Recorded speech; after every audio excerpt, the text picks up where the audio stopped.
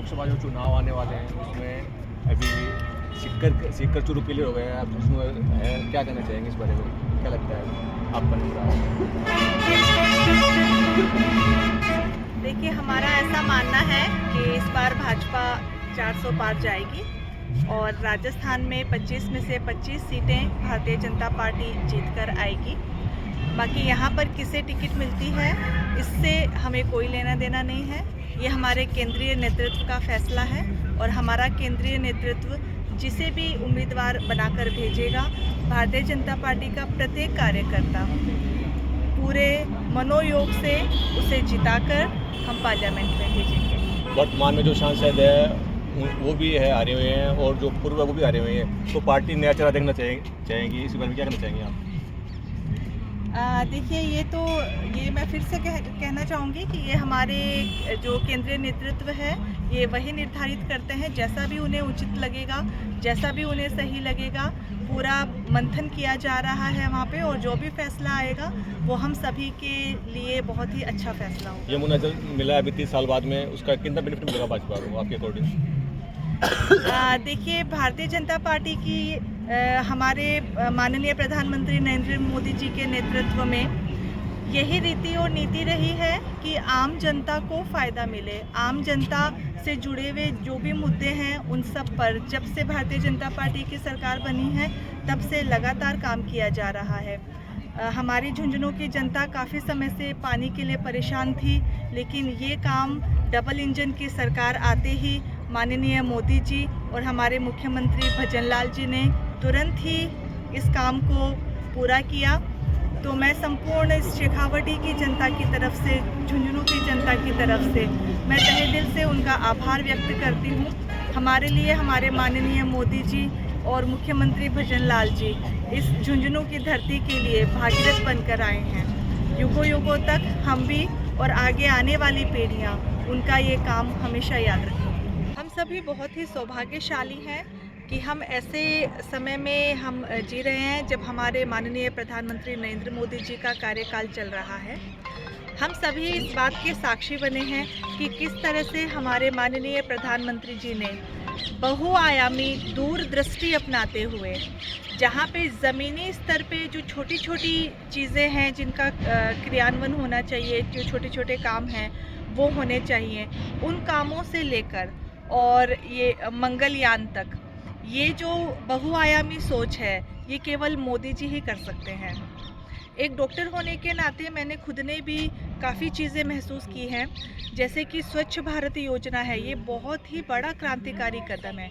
हमारे देश की छवि विश्व स्तर पर साफ़ सफाई होने की वजह से काफ़ी सुधरी है। साफ़ सफाई होने की वजह से जो बीमारियां हैं वो भी कम हुई हैं। घर घर शौचालय बनाया, हमारी माताओं और बहनों को सम्मान और स्वास्थ्य दिया। उज्ज्वला योजना, मुद्रा योजना, विश्वकर्मा योजना, सौर योजना, मैं ये कहना चाहती हूँ कि हर तबके का ध्यान रखा गया। स्टार्टअप योजना, हमने खुद ने जो हमारा हॉस्पिटल किया हुआ है, तो हमारा विजन भी यही था। मोदी जी से प्रेरित होकर हमने ये कदम उठाया और हमें लगा कि ठीक है, हमें भी एक इस तरह का कुछ काम करना चाहिए कि हमें खुद को भी रोजगार मिले और हम साथ ही साथ दूसरे लोगों को भी रोजगार देने में हम सक्षम बने। मैं डॉक्टर हूँ। कोरोना काल में इतनी अनिश्चितता थी क्योंकि हमने पहले पुराने के समय में, पहले के टाइम में भी जो इस तरह की महामारियां आई हैं उनका क्या प्रभाव पड़ा है, कितने लोग मारे जाते थे ऐसी महामारियों में, इन सब चीज़ों का ज्ञान हमें था। तो जब कोरोना आया तो हम सभी डॉक्टर्स, सभी हेल्थ वर्कर्स काम कर रहे थे, लेकिन साथ ही साथ सबके मन में ये डर ज़रूर था कि पता नहीं हम इस स्थिति से जीवित बचेंगे या नहीं।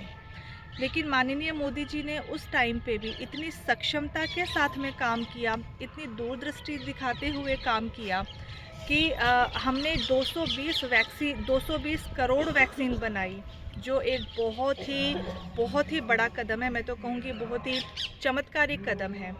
ना केवल हमारे देश के लोग अपने आप को सुरक्षित महसूस कर रहे थे, बल्कि पूरे विश्व में हमने वैक्सीन्स को भी सप्लाई करा। तो धीरे धीरे ज़मीनी स्तर पर युवाओं की स्थिति सुधरी है, महिलाओं की स्थिति सुधरी है, किसानों की स्थिति सुधरी है, बुज़ुर्गों को सम्मान मिला है, हमारे देश में साफ़ सफाई रहने लगी है। कोई भी अगर अपना उद्यम खोलना चाहे तो मुद्रा योजना के थ्रू लोन ले सकते हैं। हमारे जो कारीगर भाई हैं उन्हें विश्वकर्मा योजना का लाभ मिला है, स्टार्टअप योजना है। अभी ये पर्यावरण को ध्यान में रखते हुए एनवायरनमेंट फ्रेंडली सौर ऊर्जा का माननीय मोदी जी ने अभी योजना लेकर आ रहे हैं। और साथ ही साथ हमारा जो देश है वो चांद तक पहुंच रहा है। और जब अभी किसी भी देश में कोई भी प्रॉब्लम होती है, जैसे कि अभी कतर है, तो कतर से हमारे जो 8 फौजी भाई हैं वो बिल्कुल सुरक्षित भारत हमारे वापस लौट कर आए हैं। रशिया और यूक्रेन का जब प्रॉब्लम चल रहा था तो पूरा देश हमारे माननीय मोदी जी की तरफ देख रहा था कि केवल भारत ही एक ऐसा देश है जो इस प्रॉब्लम को सॉल्व कर सकता है। तो धीरे धीरे ग्लोबल लेवल पे हम सभी ये देख रहे हैं कि हमारे जो देश की छवि है वो कितनी ज़्यादा सुधरी है। और अभी हमारे माननीय मोदी जी ने विकसित भारत का जो लक्ष्य लेकर आए हैं, तो मैं ऐसा समझती हूँ कि उनसे पहले तो कोई ऐसी चीज़ों के बारे में सोच भी नहीं सकता था। पहली बार ऐसा हुआ है कि हम जो बातें कर रहे हैं वो ये कर रहे हैं कि हमें अपना देश को विकसित बनाना है, जबकि अब से पहले कभी भी इतनी बड़ी बात नहीं सोची गई थी। तो मैं समझती हूँ कि हमारे माननीय मोदी जी का हमें बहुत ही अच्छा मार्गदर्शन मिला है। एक बहुत ही अच्छी टीम है जो बहुत ही सुचारू तरीके से काम कर रही है। और प्रत्येक देशवासी, हमारे देश का एक एक बच्चा, एक एक बड़ा, एक एक बुज़ुर्ग अपने देश को प्रगति के पथ पर आगे ले जाने के लिए सदैव तैयार हैं। हमारा जो देश है वो विकसित भारत का जो सपना हमारे मोदी जी ने देखा है, तो उसे पूरा करने में हम पूरे मनोयोग से उनके साथ में हैं। धन्यवाद।